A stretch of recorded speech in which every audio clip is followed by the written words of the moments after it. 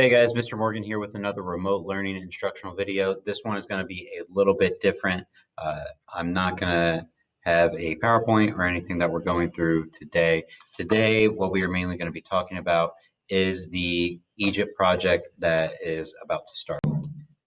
Hey guys, Mr. Morgan here. I completely forgot to record this earlier, so it's going to jump around a little bit. Sorry about that. So I wanted to talk about what due dates we have for finishing up this Egypt little mini unit that we have. So I'm going to look over your Ancient Egypt God notes. So go ahead and submit those. That was when we filled out the god, their description, what they were, and then what their appearance was. So just that little set of notes. So make sure that you have those done and submitted, and I will go ahead, check those off, and give you guys the points for that. And then we have Ancient Egypt technology. So that you should already have most of it done by now, but we will have that due on Monday. That will be the due date for that, and then we will have our quiz likely on Tuesday. Yeah, likely on Tuesday, unless something changes. It'll probably be on Tuesday, so we'll probably do Monday as a review day and then Tuesday as the quiz. Not a test, but a quiz. It won't be a crazy amount of points. And then we can get started on the next chapter, which is chapter 3, or North Africa. And that's it. And then we can we'll have some couple of work days for this Egypt project, and then that will bring us all the way up towards about the week before we have finals, and so that'll give us some time to study for those and do our final map project or final map test and our final exam over all of Africa. Okay, so I think that's it. I think I caught all you guys up. Okay, see ya. So the Egypt project is going to be due at the end of the next chapter and at the end of the semester. So the due date will be about a month from now. So I just want to go through and talk about what some of your options are for the Egypt project, as it's not as simple as just doing a mask. So the mask was pretty straightforward, make an African tribal mask. This semester we are doing an Egypt project, so that encompasses a lot of different ideas. So I'm going to talk about some of the different ones that we can go through. So first thing is that there are two parts to this assignment, just like with the African tribal mask. So you have the physical mask that you make, but then there's also the written part that you are going to do. So you're going to do a write-up about what you have learned about Egypt and what you have studied and looked into while doing this Egypt project. So there will be a written portion, which will be 40% of the final grade, and then the actual physical thing that you make will be 60%. So if you don't do the written part at all, the highest grade that you can get is a 60, which is math. So let's go ahead, and I want to start walking through some of the different projects that you can do. So the first thing obviously you can do when you think of Egypt, you think of pyramids. You can make a pyramid. This needs to be out of some sort of wood material or something like that. It can't be something made of food, so no sugar cubes, marshmallows, or any type of food pyramids like that, and also no Legos. Legos are way too easy to use, and I want you to use something a little bit more creative rather than just using some building blocks.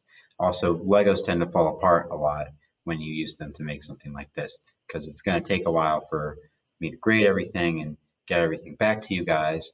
So I don't want you guys to use something like Lego building blocks. So you can go ahead and do a Google search for how to make a pyramid and find some sort of instructions on that. If you want to, you can use something like maybe some poster board or something like that. I have a number of materials that I'm going to go through at the end, talk about what all I have that you guys can use. I'm willing to give out stuff, even if you are a virtual learner. I'm willing to try and figure out some way that I can get you whatever materials I have that you might need. So there's going to be the write-up portion along with it. I'm also going to need you to take some pictures of it, and I would prefer a video if you are a remote learner, just so that I can see all different aspects of it, because this isn't like a simple tribal mask where it's just from one point of view. There's a bunch of different parts to it, and I really want to get a good look at stuff. And so I might give you some more information about that video part that I might have you guys do. So the second thing is King Tut. This is another thing that we think of, mummies and sarcophaguses. King Tut is the most famous Egyptian pharaoh in all of Egyptian history. And so you can make your own paper mache King Tut mask, which I have one right here. I have a pyramid, but it's really, really big, and I really don't want to try and go and grab it. So here is one of the paper mache Egyptian pharaoh King Tut masks. So if you look up a picture of King Tut, you'll find something that looks pretty similar to this. And you can see it's got all the aspects of it. King Tut has this pharaoh's beard, which is this thin, well-kept beard that comes from his chin. And then he has two things on top of his head, one of an eagle and one of a snake. And then he's got all the correct eye makeup and the headdress and everything behind him, and it's all the correct colors. So this is our example of an Egyptian pharaoh's mask. So if you look at it, it is just like another plastic mask that you might have used for your tribal mask. You can get something like this for about $5-6 at like a Hobby Lobby or some sort of craft store like that. And then it's cardboard with paper on the outside of it so that you can paint on it and it looks nice. And then it's just all taped down. And then these are just more paper with some stuff inside them so that they stay nice and hard. You don't have to use paper mache. You can use paper mache, or you can do something like this that'll work. Okay, so the next thing that we have is an Egyptian belt. So we've just finished talking about some of the advancements of technology in ancient Egypt, and one of them is that of the boat. So you can make something like this out of wood. You can do it out of something like popsicle sticks, straw, just about any sort of material you can use. This is a really good one. This is also a kind of old one. It's from 2011. It's pretty old, and it's stuck around because it's really, really well made. I don't expect any of you to make something as well made as this. I couldn't even make something as well made as this.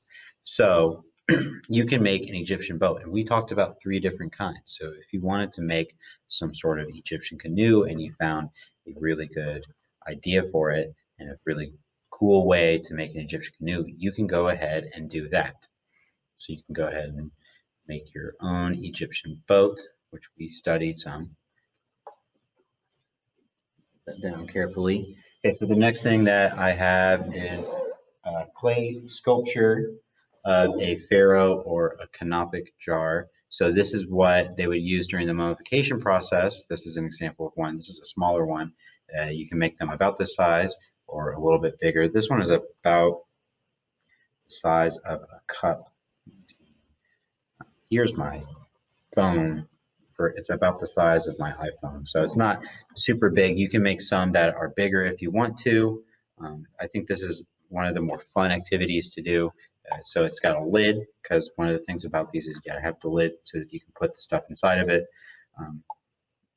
So you can look up canopic jars, and you can find some videos about them, do some of your own research, and then figure out how you want to make yours and what you want yours to look like.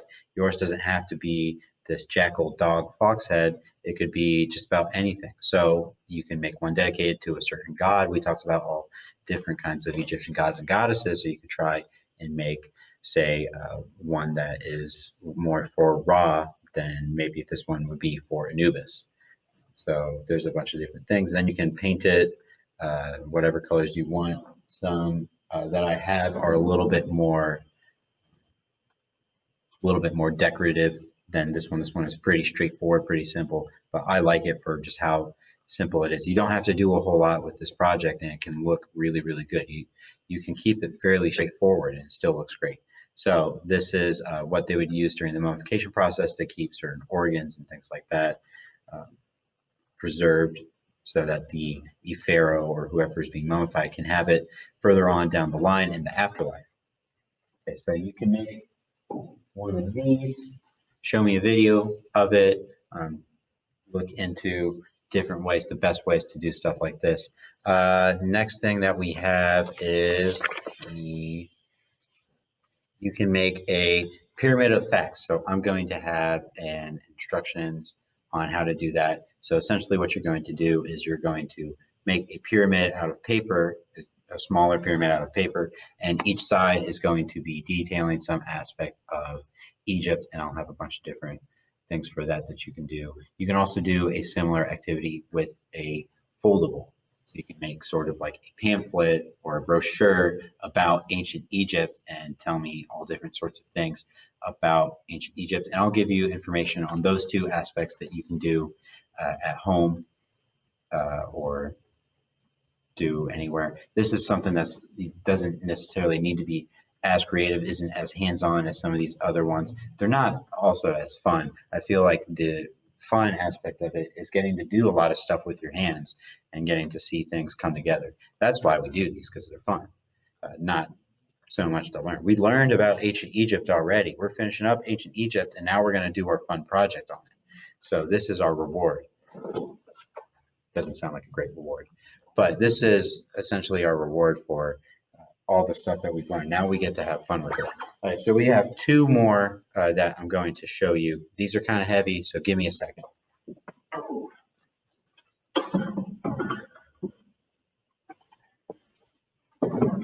Okay, so like I said, they're kind of big. This in past years we did group projects, so you could do it with a partner. Unfortunately this year, we can't do that because of coronavirus and all y'all being gross and germy. So this is one that a group of students in the past had done, and you can do essentially a smaller version of this. They made their own sarcophagus. So as you can see, they've got a sarcophagus and they made a lid for it. So you can do that for yourself too. So here's the lid for the sarcophagus. They made it just out of like some scrap wood or some plywood, and then painted it and add clay onto it. It's really heavy. Well, not really heavy. It's kind of heavy. So you could do something like this, make a sarcophagus, and inside every sarcophagus is what but a mummy. So you can make your own mummy to go inside of the sarcophagus, as that's what goes into the sarcophagus. So you can go ahead and do one of those and send me pictures of everything. And then I will have more information on the written part, and I will have more detailed instructions for that. I will post written instructions for all of this stuff because I'm sure some of you won't watch the video. So I'll go ahead and try and post that this weekend. What I want you to do today is I just want you to think about different things that you could do. Today is just going to be a brainstorming and research day for you guys. So go ahead and take your time and just think about the different aspects of Egyptian culture and what you want to do. And if there's something that I didn't talk about here that you think you might want to do, whether it be some sort of thing that the Egyptians made, like an obelisk, or like one of those clocks that we talked about, or any sort of thing, reach out to me, let me know, tell me what you want to do, and maybe we can work something out and we can figure out a way for you to do it. Again, like I was saying earlier, I have materials that you can use. So for example, if you're doing something like one of the foldable activities or you're doing some sort of pyramid, I might have some things that you can use. So I have a bunch of different things: poster board, construction paper. I have things like glue, and I can offer up some colored pencils or scissors or anything that you need. Let me know what I can do to help you guys out. And if you have any questions, feel free to shoot me a message on Canvas or jump into one of the Zoom chats in the afternoons and just ask me some questions. I'm here to help you guys out. I'm here to do whatever I can to make your lives easier. Well, not anything I can make your life easier, but I'm here to help you guys. I want you guys to succeed, and if we work together, then we can do great and have a lot of fun. So if you need any help, feel free to reach out. A lot of this stuff you can do for fairly cheap, and you shouldn't need to get a whole lot of supplies. There are ones where you don't need to pay anything, and I'll have supplies for you. But I think it's more fun when you do some of these bigger, more hands-on activities, and some of those you are going to require you paying a little bit. Stuff like the mask may require you to pay a little bit of money out of pocket to complete. Okay, so one last thing, I am going to have a something for you guys to look over and show to your parents or guardians at home. So it's just going to be a form just saying that that this is what we're doing, and I don't mind, and I completely understand if parents help out and want to help out. There are certain aspects of this that you might need some help from your parents with, whether it's making parts of the pyramid or you're making a boat. You may need your parents to help you with that, and you probably will need your parents to help you with that. But I expect you guys, the students, to do the majority of the work, as you guys are the ones who are getting the grade. So I'm just going to attach something onto this. It says, parents, you are allowed and encouraged to work with your child on this project. However, I do ask that the students do the majority of the work. I greatly appreciate your support. Complete one of the projects and turn in to Mrs. Miller or Mr. Morgan, that's me, by, I think the date that I had was December 8th is our due date for this. Okay, so that is everything, I believe. So with all that being said, if you guys have any questions for me, feel free to let me know. And then I think that's it. Have a great weekend. I will see you guys on Monday. Bye.